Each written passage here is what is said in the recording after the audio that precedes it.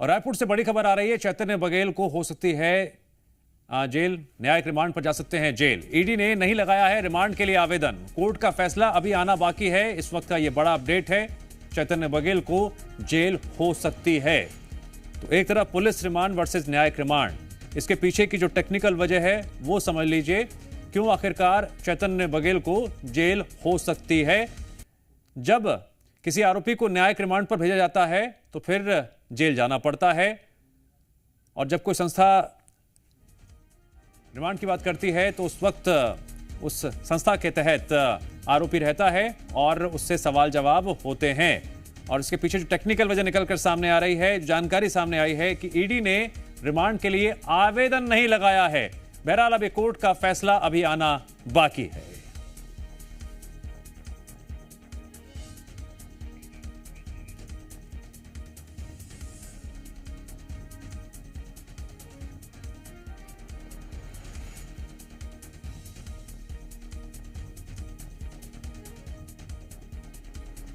तो जानकारी सामने आ रही है, ईडी ने रिमांड के लिए आवेदन नहीं लगाया है। जी मीडिया संवाददाता सत्यप्रकाश जुड़ गए हमारे साथ लाइव अपडेट देने के लिए। सत्यप्रकाश, क्या अपडेट? देखिए, अपडेट यही है कि जिस बात की सूचना भी आ रही है निकल के, और जो जानकारी बहुत पुष्ट आ रही है निकल के, कि चैतन्य बघेल जेल जा सकते हैं, न्यायिक रिमांड पे जेल जा सकते हैं। क्योंकि अब तक की जानकारी यही है कि ईडी को फिर से पुलिस रिमांड, मतलब पूछताछ के लिए जो रिमांड दी जाती है, वो रिमांड नहीं मिल पाएगी इस वजह से क्योंकि ईडी ने रिमांड की मांग नहीं की। अब तक जानकारी आ रही है, हालांकि मैं बार बार फिर से कह रहा हूं कि कोर्ट का फैसला भी आना बाकी है, लेकिन कुछ जानकारी आ रही है। जो जानकारी ये भी आ रही है उसके में देखिए, फैजल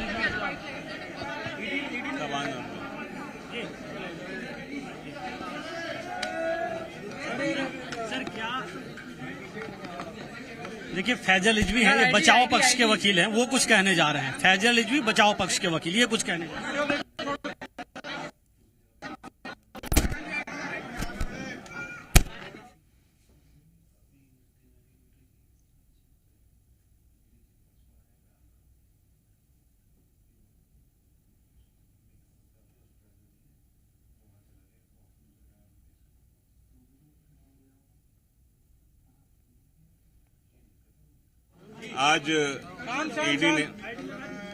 आज ईडी ने जो 5 दिन की कस्टोडियल रिमांड ली थी, वो आज समाप्त होने के उपरांत ईडी ने जो एप्लीकेशन पेश किया है वो जुडिशियल रिमांड का पेश किया है, कि 14 दिन की जुडिशियल रिमांड का पेश किया है। उस जुडिशियल रिमांड में भी जो जुडिशियल रिमांड का एप्लीकेशन पेश किया है उसमें भी आपत्ति हमारे बचाव पक्ष ने की है। उसमें ईडी को और ऑनरेबल कोर्ट को ये बताया गया कि जो 3 चीजों के ऊपर बिना सम्मन दिए चैतन्य बघेल जी को गिरफ्तार किया गया है, उसमें से सबसे पहले उन्होंने कहा था कि सहेली ज्वेलर्स से इन्होंने 5 करोड़ का लोन लिया, उसमें कोई बिना इंटरेस्ट दिए इनको लोन मिला है, वो शंका है, वो उन्होंने बताया था।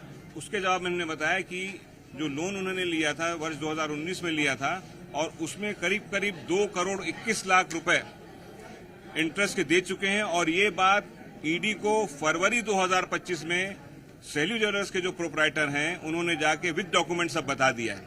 तो उस चीज को सप्रेस करके एक गलत तथ्यों को न्याय के समक्ष पेश किया गया है। और दूसरा जो उनका था कि त्रिलोक सिंह ढिल्लन से 5 करोड़ रुपए के इन्होंने करीब फ्लैट उन्होंने बेचे हैं, तो उसके संदर्भ में यह है कि त्रिलोक सिंह ढिल्लन के लगभग 8 महीने जेल में निरुद्ध थे, और उन्होंने कहां से वो पैसा आया वो सब बता दिया गया है, और उससे ईडी संतुष्ट हो गई थी, और इसीलिए चैतन्य बघेल जी से कोई पूछताछ नहीं की गई थी। और जो तीसरा जो है पप्पू बंसल के आधार पर, उसके बयान के आधार पर कि पप्पू बंसल ने जो कहा कि साहब 1000 करोड़ का इनका ट्रांजैक्शन हुआ है, ये है, तो उसके लिए हमने माननीय न्यायालय के समक्ष जो 19/5 को फर्स्ट एडीजे ने, ऑनरेबल फर्स्ट एडीजे ने जो परमानेंट वारंट निकाला था, उस वारंट की कॉपी, सर्टिफाइड कॉपी की फोटो कॉपी हमने ईडी को भी दी है, और हमने माननीय न्यायालय के साथ पेश किया है कि कैसा एक फरार आरोपी, क्योंकि उसमें जो ऑनरेबल कोर्ट का ऑर्डर है उसमें कि लक्ष्मी नारायण बंसल फरार आरोपी है, और उसको जो दाऊद इब्राहिम का सुप्रीम कोर्ट का केस है उसके आधार पर उसको परमानेंट वारंट जारी किया गया है। तो उस फरार आरोपी को कैसे ये खातिरदारी करके इसका बयान लेके और उसके बयान के आधार पर चैतन्य बघेल को गिरफ्तार किया गया है। ये सब चीजें हमने रखी है और ये बताया भी है कि जो इसी तरह लखमा जी, जो कवासी लखमा जी हैं, उन्होंने जब अडानी के खिलाफ बोला था तो बिना उनको सम्मन दिए उनको गिरफ्तार किया गया था। उसी प्रकार जब श्री भूपेश बघेल ने अडानी के जो पेड़ कटाई अवैध रूप से हो रही है उसके खिलाफ बोला है तो आनंद फानन में इनको उनके चैतन्य बघेल जिस दिन का बर्थडे था और जो मंदिर में पूजा कर रहे थे उसने उनको उठा के उनको लाया है। ये हमने रखा है, आपत्ति उसमें भी की है और हमने मांगा है कि जो हमको बिना हमको जो इन्होंने गिरफ्तार किया है तो हम ये किस आधार पर हमको आरोपी मानते हैं उसके डॉक्यूमेंट दिए जाएं। तो उसके लिए माननीय न्यायालय ने उनको समय दिया है और ईडी उसका जवाब देगी। सुनवाई पूरी हो गई। अब ये जो न्यायिक रिमांड के आदेश आना बाकी है। प्रोसीड ऑफ क्राइम में 1000 करोड़ से अधिक का आरोप कल ईडी के द्वारा लगाया गया है, जो उनकी प्रेस रिलीज है और उसमें तमाम तरीके के आरोप लगाए गए। 1000 crore is a huge amount. 1000 crore कौन बोल रहा है? मैंने अभी आपको जो कहा है कि 1000 करोड़ बोल रहा है लक्ष्मीनारायण बंसल। लक्ष्मीनारायण बंसल जो एक आरोपी है, फरार आरोपी है, उसकी बातों में आप कितना विश्वास करेंगे कि अगर आप किसी को आरोपी को वारंट दिखा के देखो तुम्हारा वारंट हमारे हाथ में है, उससे गन पॉइंट में कुछ नहीं बोला। ये तो गन पॉइंट है, वारंट मतलब एक गन है। एक आपको डरा के जो भी आप लिखवा लीजिए। आप एक आम आदमी से आप बताइए तुम्हारा वारंट मेरे पास है, ये बोलो तो बोलेगा वो। तो अपनी आजादी को बचाने के लिए लक्ष्मीनारायण बंसल ने ऐसा बयान दिया है। अगर ऐसा लक्ष्मीनारायण बंसल ने बोला भी है तो उनका ये जो पीएमएलए एक्ट में कहा जाता है कि आप उसको धारा 50 की नोटिस दीजिए, तो आपने नोटिस क्यों नहीं दिया? यही बताता है कि आप में कितनी सच्चाई है और कितने कैसे दब के आप ईडी काम कर रही है।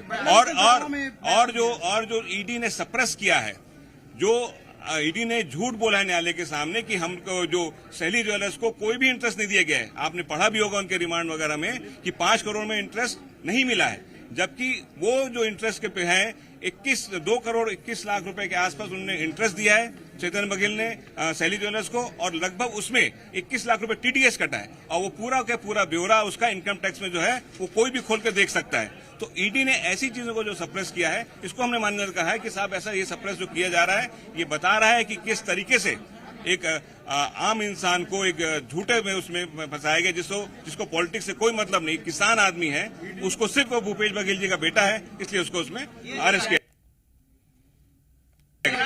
2 करोड़ रुपए का जो हिसाब किताब नहीं दे पाए चैतन्य बघेल, उसको लेकर क्या जी रहा हूँ? ये साहब उसमें जो है कि जो 2 करोड़ 17 लाख है वो बोल रहे हैं। आप जो है आपने हमसे हिसाब, आप हमको अपनी